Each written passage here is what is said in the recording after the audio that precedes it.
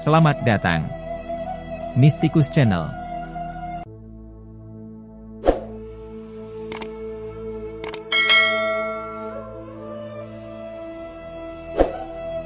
Ahmad bin Hazruya tidak membiarkan pencuri pergi dengan tangan kosong dari rumahnya.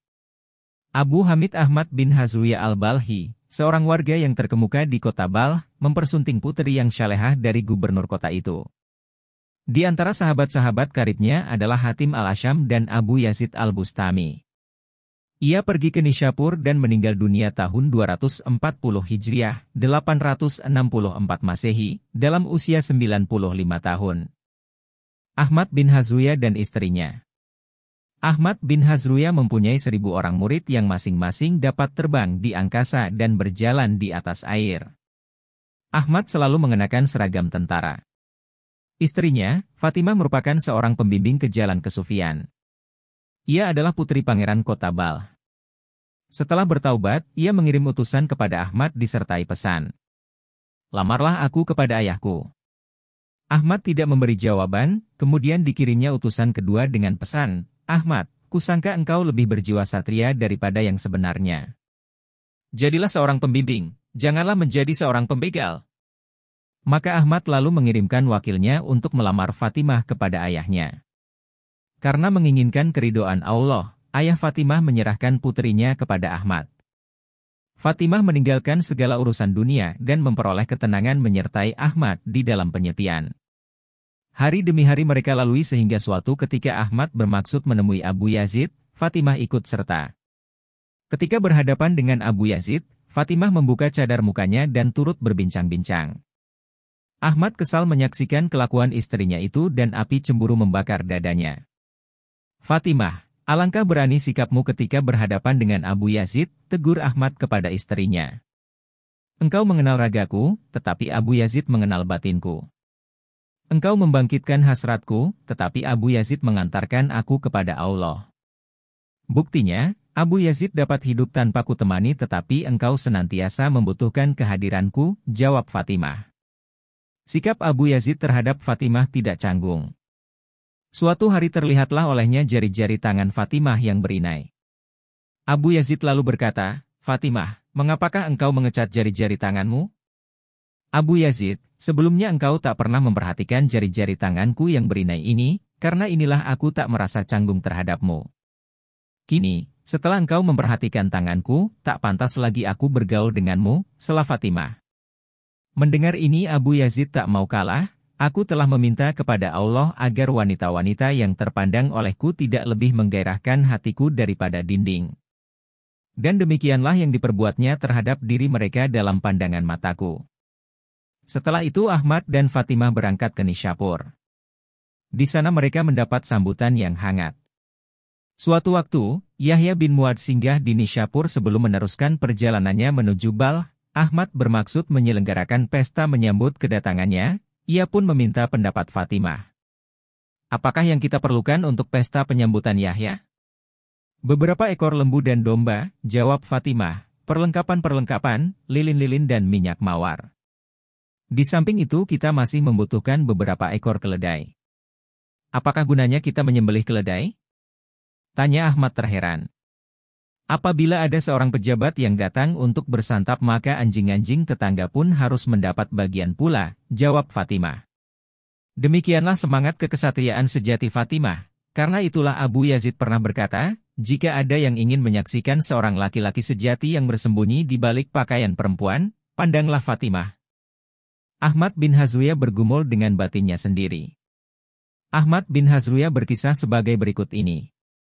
"Telah lama sekali aku menindas hawa nafsuku. Suatu hari orang-orang berangkat ke medan perang, hasratku pun timbul menyertai mereka. Batinku membisikkan beberapa hadis yang menjelaskan pahala-pahala akhirat bagi yang berjuang di jalan Allah. Aku terheran-heran dan berkata dalam hati, batinku biasanya tidak gampang mematuhi kehendakku. Tak seperti sekarang ini.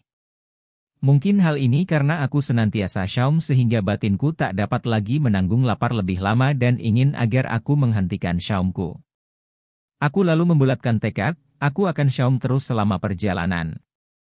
"Aku sangat setuju," jawab batinku. Mungkin batinku berkata demikian karena aku bisa melaksanakan sholat di sepanjang malam dan ingin agar aku tidur dan beristirahat pada malam hari. Aku tidak akan tidur sebelum fajar, tekadku pula. Aku sangat setuju, jawab batinku. Aku semakin terheran-heran. Kemudian terpikirlah olehku bahwa mungkin batinku berkata demikian karena ingin bergaul dengan orang ramai, jemu dalam kesepian dan membutuhkan hiburan. Maka aku pun bertekad, kemanapun aku pergi, aku akan menyendiri dan tidak akan berkumpul bersama orang lain. Aku setuju sekali, batinku malah menyetujuinya pula. Habislah sudah dayaku. Dengan segala kerendahan hati aku bermohon kepada Allah semoga Dia berkenan menunjukkan kepadaku tipu daya batinku, atau memaksa batinku untuk mengaku secara terus terang kepadaku. Maka berkatalah batinku kepadaku, setiap hari dengan menindas segala keinginanku, engkau telah membunuhku beratus kali, tapi orang lain tidak mengetahui ini. Di dalam pertempuran-pertempuran nanti, setidaknya engkau akan terbunuh, aku bebas dan seluruh dunia akan gempar dengan berita, Ahmad bin Hazruya yang gagah perkasa telah mati terbunuh dengan mahkota syuhada di atas kepalanya. Maha besar Allah yang menciptakan batin yang munafik, baik selagi hidup maupun sesudah mati. Engkau bukanlah seorang muslim sejati di dunia ini maupun di akhirat nanti. Aku sangka engkau ingin menaati Allah, rupanya engkau hanya sekadar mengencangkan ikat pinggangmu, seruku. Sejak saat itu, aku lipat gandakan perjuanganku melawan batinku sendiri. Anekdot-anekdot mengenai diri Ahmad bin Hazruya. Seorang pencuri berhasil masuk ke dalam rumah Ahmad bin Hazruya. Setiap sudut telah diperiksanya tetapi tak satu pun yang ditemukannya. Dengan rasa putus asa ia hendak meninggalkan tempat itu, Ahmad memanggilnya, "Anak muda, ambillah ember itu, timbalah air dari sumur itu, kemudian bersucilah dan sholat. Jika nanti kudapatkan sesuatu, akan kuberikan padamu supaya engkau tidak meninggalkan rumah ini dengan tangan kosong." Anak muda itu berbuat seperti yang disarankan Ahmad. Ketika hari telah siang, seorang lelaki datang membawa 100 dinar emas untuk Syekh Ahmad. "Ambillah uang ini sebagai ganjaran sholatmu tadi malam," Ahmad berkata kepada si pencuri. Sesaat itu juga tubuhnya gemetar, ia menangis dan berkata, "Aku telah memilih jalan yang salah. Baru satu malam berbakti kepada Allah, sudah sedemikian banyaknya karunia yang dilimpahkannya kepadaku." Si pencuri bertaubat dan kembali ke jalan Allah. Ia tidak mau menerima emas itu dan kemudian menjadi salah seorang murid Ahmad. Suatu ketika, Ahmad mengenakan pakaian compang-camping lalu mampir ke persinggahan para sufi. Sebagai seorang sufi, sepenuh hati ia membaktikan diri dengan kewajiban-kewajiban spiritual. Tetapi para sufi yang berada di persinggahan itu merupakan ketulusan Ahmad. Orang ini tidak tinggal di persinggahan ini, mereka berbisik kepada syekh mereka. Pada suatu hari Ahmad pergi ke sumur dan timbanya terjatuh. Para sufi di tempat itu mencaci maki Ahmad. Ahmad segera berkata kepada ketua mereka dan berkata kepadanya, "Bacalah Fatihah agar timba yang terjatuh itu keluar dari dalam sumur." "Permintaan apakah ini?" seru sang syekh dengan heran. "Jika engkau tidak mau, izinkanlah aku membacakannya." Syekh lalu memberikan izin, Ahmad membacakan Fatihah dan timba itu pun muncullah ke permukaan air. Menyaksikan kejadian ini si syekh melepaskan topinya dan bertanya, "Anak muda, siapakah engkau ini sebenarnya sehingga gudang gandumku hanya seperti dedak dibanding dengan sebutir gandummu?" Ahmad menjawab, "Sampaikan kepada sahabat-sahabatmu agar mereka menghargai musafir." Seorang lelaki mendatangi Ahmad dan berkata, "Aku sakit dan miskin. Ajarilah aku suatu cara sehingga aku terlepas dari cobaan-cobaan ini. Tuliskanlah setiap macam usaha yang engkau ketahui di atas secarik kertas. Taruhlah kertas itu di dalam sebuah kantong dan bawalah kantong itu kepadaku," jawab Ahmad. Lelaki itu menuliskan setiap macam usaha pada sehelai kertas lalu ia masukkan ke dalam sebuah kantong, kemudian memberikannya kepada Ahmad. Ahmad memasukkan tangannya ke dalam kantong itu dan mengeluarkan secarik kertas. Ternyata di atas kertas itu tertulis perkataan, "Merampok."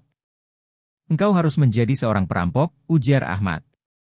Lelaki itu terheran-heran, namun ia segera meninggalkan tempat itu dan bergabung dengan sekawanan perampok.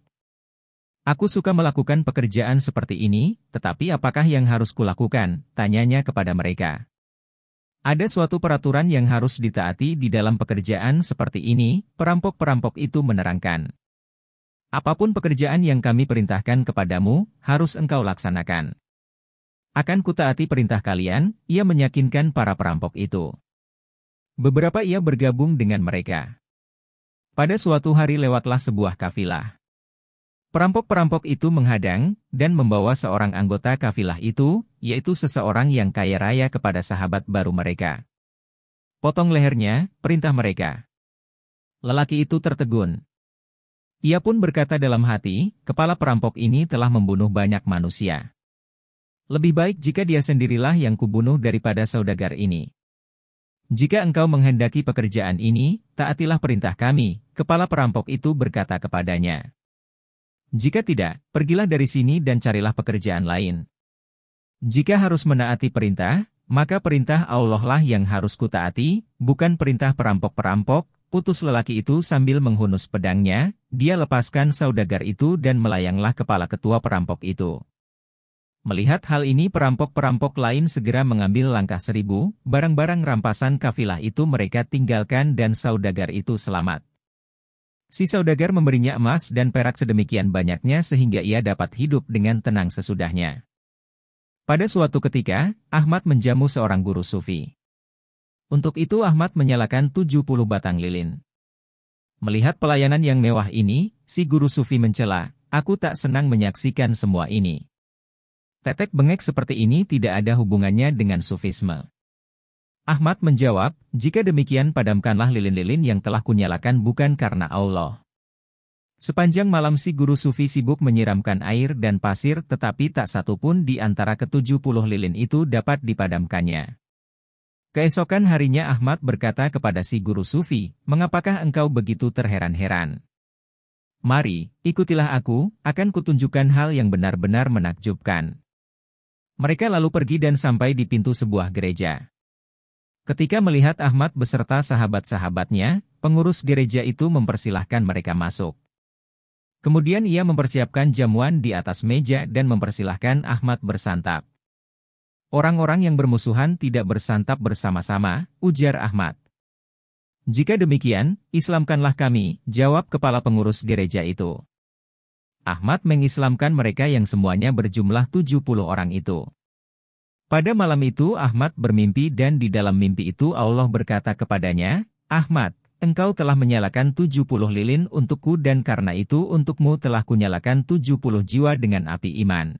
Jika Anda menyukai Mistikus Channel silahkan like, komen, share dan subscribe serta klik tanda lonceng untuk mengikuti update terbaru. Terima kasih.